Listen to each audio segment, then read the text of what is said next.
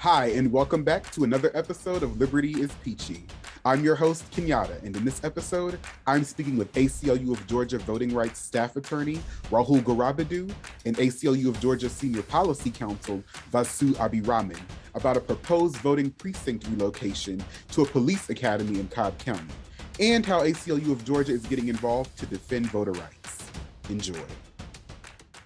I am really excited to have this conversation with the both of you because the both of you are on the ground in the nitty gritty and are experts on the mechanics of what's going on as far as voter rights here in Georgia. So super excited to have this conversation with you both, and thanks for taking some time out to join me.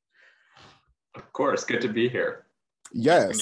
So, oh yeah, of course. And it's good to see you again, but I feel like I don't see you enough. So let's get into it. So what we're dealing with here is, to me, exactly the kind of instance that I was, kind of wondering. It was like a what if in my brain, coming off of, again, a historic election that we were all able to contribute to, but you two both, I just can't commend enough for the work that you were able to do with not only the elections back in the fall, but then with the runoffs as well. So just had to make sure I threw that in there. But again, this is the exact kind of instance that I was worried about or just wondering about with what's going on here in Cobb County with the proposed in current set moving of a voter precinct from a school to a police academy, correct, gentlemen? That's right. That's right. And so since I have the pleasure of having you both with me, let's do a bit of a backstory / history lesson of, how we came to find out this information and then what steps we move forward, and we can get into it from there. Thanks, Kenyatta. I could take that. We found out this information because we pay attention to what's happening on the local level, especially in the largest counties in the state. And Cobb County is the third largest county in our great state of Georgia out of 159 counties.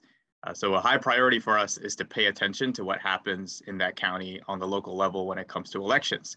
We also know that the Cobb County Board of Elections has had 3 new appointments this year out of the 5 people who sit on that board, which makes it extra important to pay attention to, because that is a new class of folks on the board who don't have experience being on the board, and therefore may be susceptible perhaps to making a decision or another that may not be completely thought through.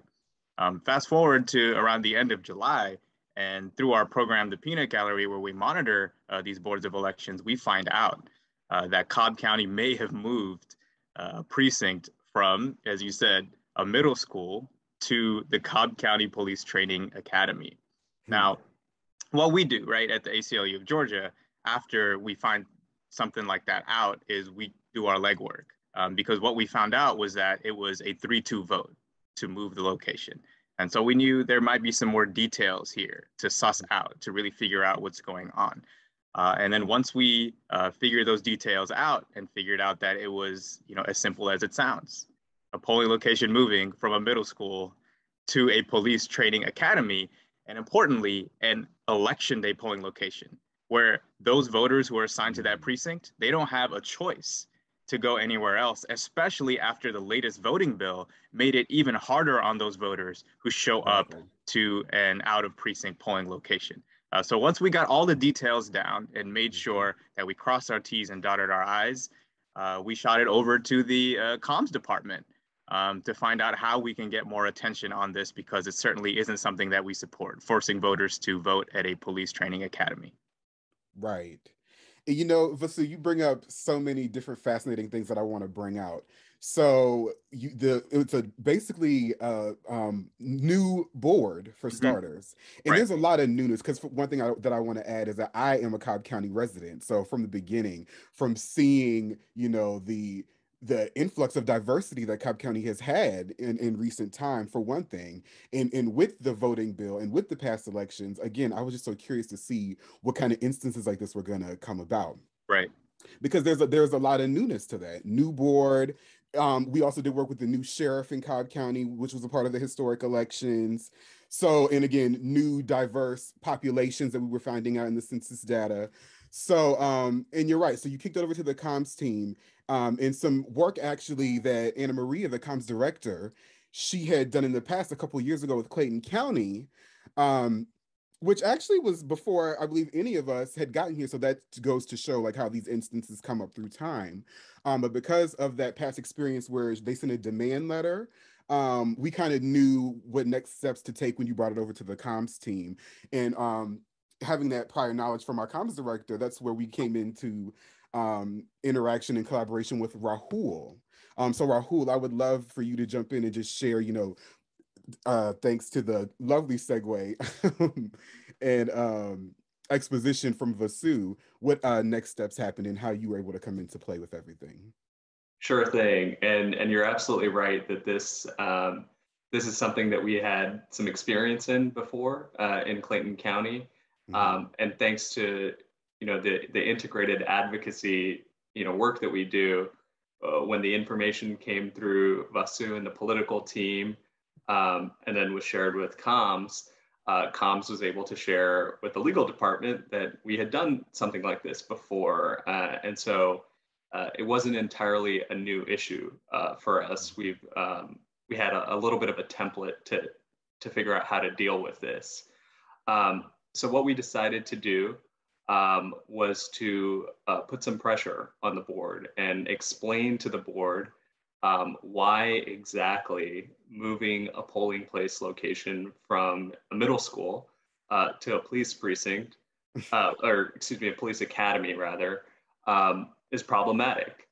And so we provided 3 reasons to the board why we thought that this move should not be made. The first being that this was the polling place that was going to be moved. It served a community that was majority Black. About 60% of the voters in that precinct who were active voters were Black. And so the idea of forcing Black voters in particular to vote at a police academy when we're within living memory of when Black voters were harassed, abused, beaten by members of law enforcement because they were exercising the right to vote, that could serve as a huge deterrent and for Black voters. So we were concerned about that primarily. The second point that we made was that this could be unlawful voter intimidation under Section 11B of the Voting Rights Act. Section 11B sweeps pretty broadly because Congress wanted to make sure that it was looking out for any potential actions that could intimidate voters. So we pointed that out to the board. And then the last point that we made was something that Vasu alluded to, the fact that there are a lot of changes coming down the pipeline when it comes to elections administration right now.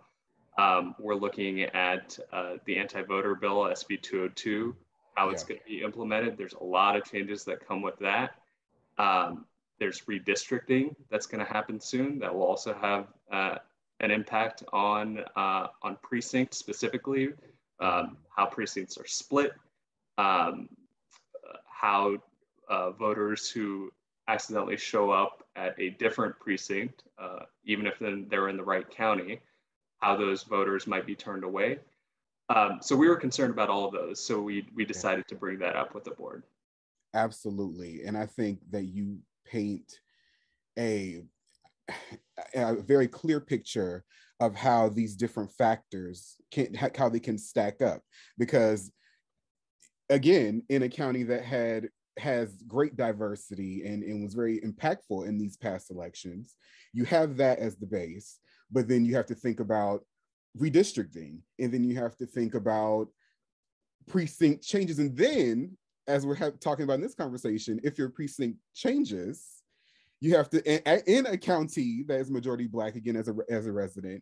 And that's another thing about those precincts in Cobb County, because I have experienced in a South Cobb precinct, well, for one thing, having to wait for 5 hours for early voting, which is another thing. But then have to think about having to go into a facility to cast your ballot.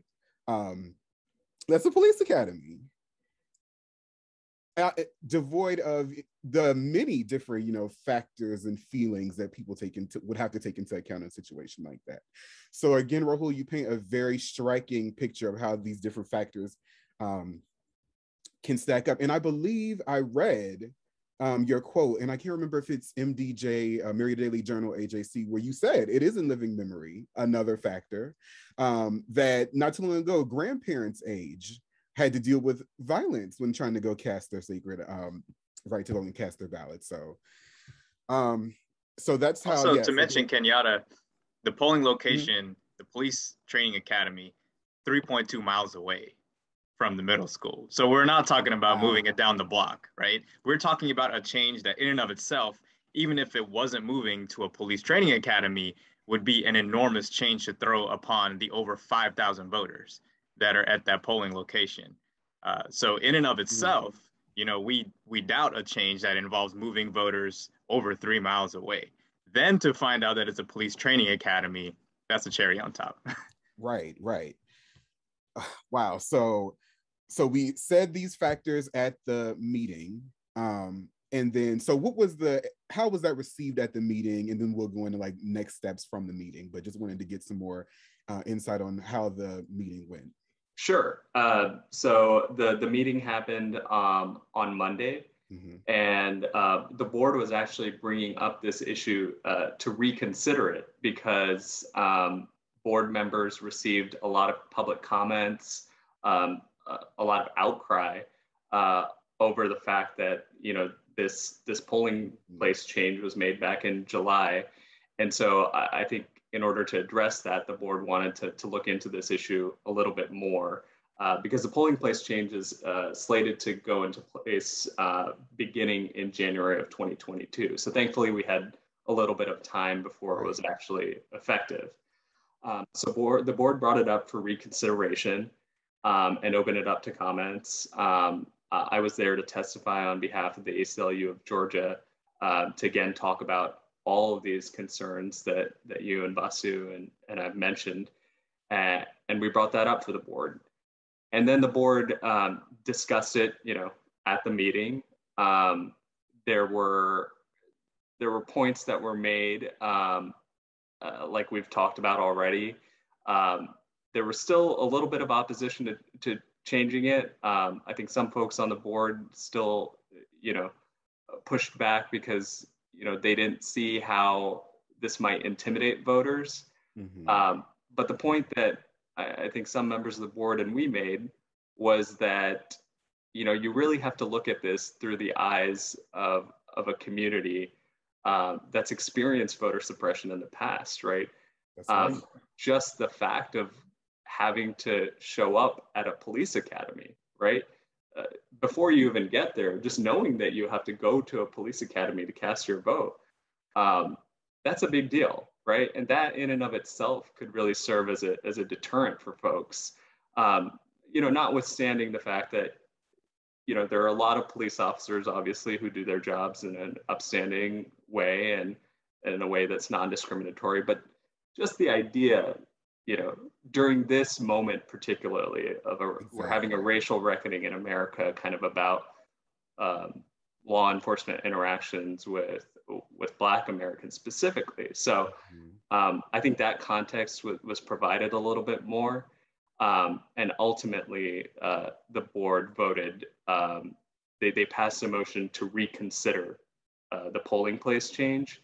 And then next month, they'll reconvene because of some procedural issues. They have to wait another month to officially make that move happen. So go back to the middle school for the polling place location change. Gotcha. Thank you for that. And that's great to know. There's a couple of things that I gleaned from that I appreciate. The first one being that it's good to know, and to Vasu's point, that on a local level, people are engaging and voicing concern with the people, that with the officials that can do something about these concerns and issues. That's fantastic.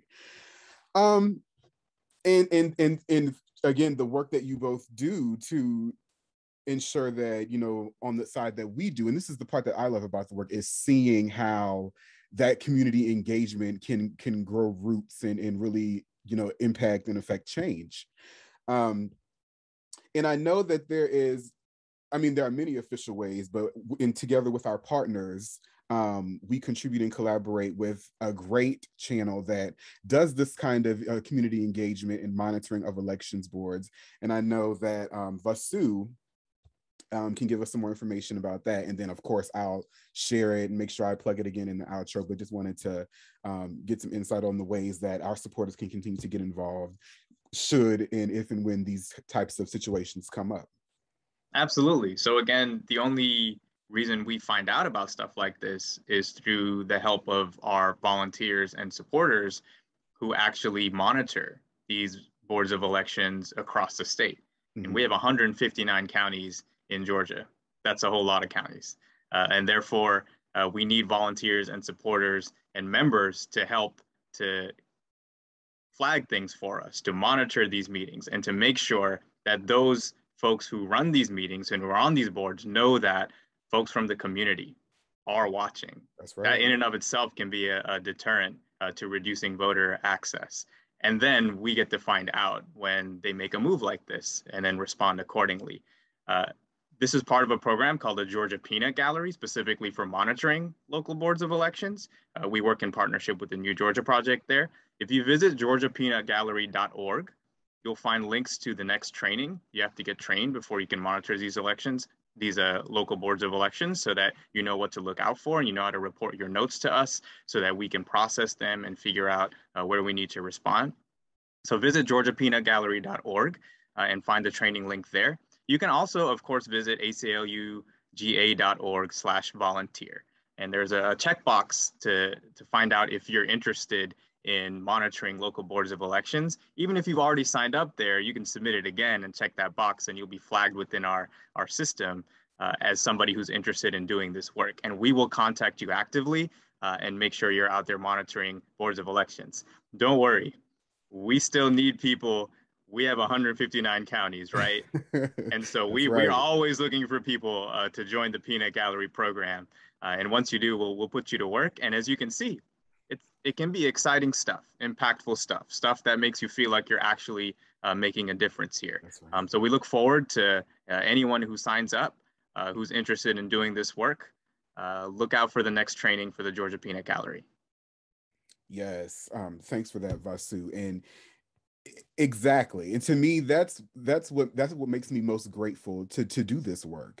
It's illuminating these kinds of stories and these kinds of situations and then connecting it to the larger work and the larger value. So again, thank both of you gentlemen again for your work, not only on issues like this, but collectively that we do at the ACLU of Georgia. And thanks again for your time to chat with me today on this one. And I look forward to having more interesting and revealing and insightful conversations with you both as we move forward and continue our defense of democracy and voter rights for Georgians.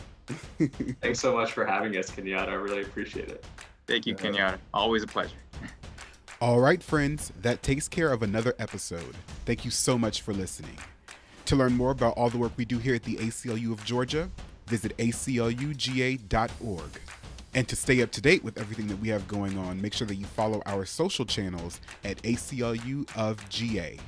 For ways that you can get involved with democracy defense, visit ACLU-GA.org/volunteer. And last but certainly not least, be sure to follow, like, and subscribe wherever you listen to the podcast. This is your host, Kenyatta, reminding you to listen like your rights depend on it. Until next time.